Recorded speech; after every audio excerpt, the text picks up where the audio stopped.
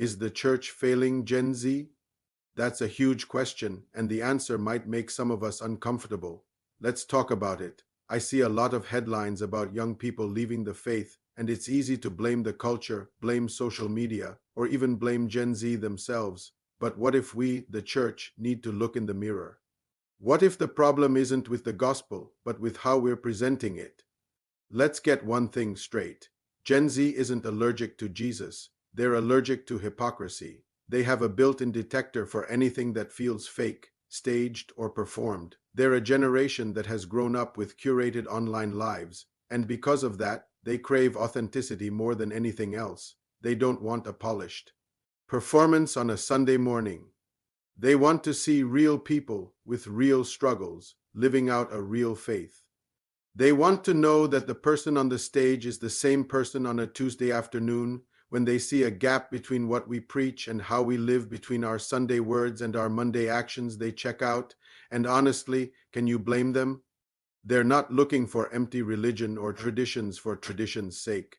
They are desperately searching for truth, for something that holds up under pressure. Now, let's talk about where they're searching. For previous generations, the church building was the primary source of spiritual information. The sermon was the main event. But for Gen Z, the pulpit has moved. It's now in their pocket. Their worldview isn't just shaped by a 1-hour service on Sunday. It's shaped 24/7 by the content they consume on TikTok, YouTube, and Instagram. The voices they hear in their feeds often have more influence than the voice from the pulpit. So, if we're serious about reaching them, we have to meet them where they are.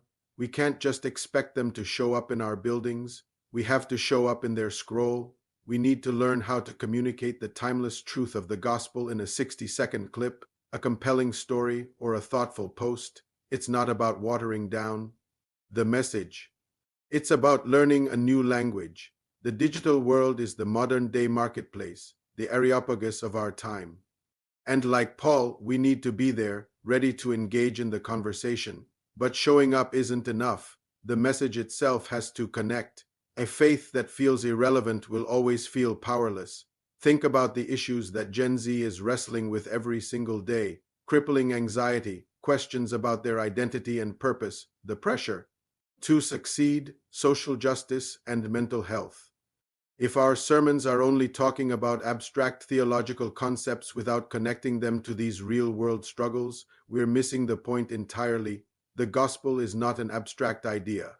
It is the most practical, life-altering power in the universe. It speaks directly to anxiety with the peace of God. It speaks to identity by telling us we are fearfully and wonderfully made. It speaks to purpose by calling us into a grand story bigger than ourselves. Jesus didn't stand at a distance and shout principles.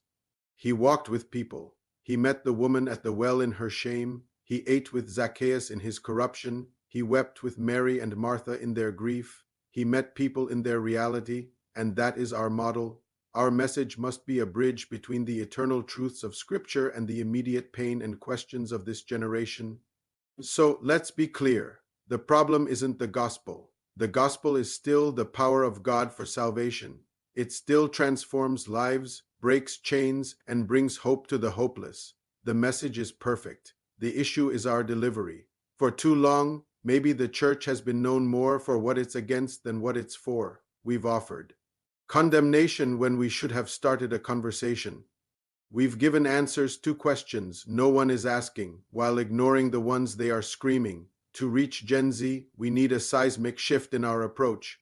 We need less judgment and more empathy. We need to speak the truth, absolutely, but always, always in love. It's about creating a safe space for doubt and questions where people can be honest about their struggles without fear of being shut down. It's about showing them the heart of the Father, not just the rules of the house. It's about relationship, not just religion. So where do we go from here? How do we fix this? I believe revival starts with repentance, and I'm not talking about pointing the finger at Gen Z and telling them to repent. I'm talking about us, the church. We need to repent of our pride, of thinking we have all the answers and our methods are untouchable. We need to repent of our fear, which has kept us in comfortable bubbles, afraid to engage with a messy world. We need to repent of our apathy, of being content with a lukewarm faith that doesn't challenge anyone, including ourselves. We need to rebuild trust, and trust is built through humility and transparency. Gen Z won't follow a perfect leader because they know perfect leaders don't exist, but they will follow a humble one.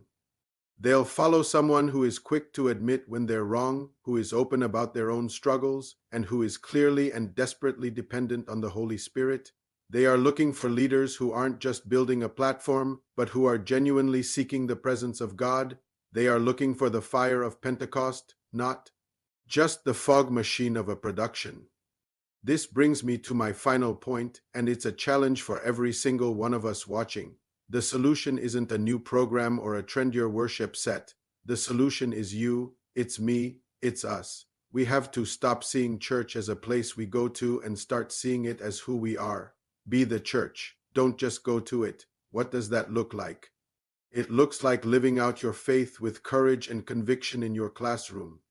It looks like bringing hope and grace into your workplace. It looks like being a source of light and truth in your online spaces.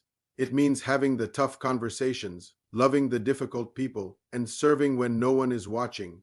Revival doesn't start with a hashtag or a viral moment. It starts in the quiet place of a surrendered heart. It starts when one person says, God, use me. Whatever it takes, let your kingdom come through me, right here, right now. That is the uncomfortable truth. The future of the church doesn't rest on a strategy.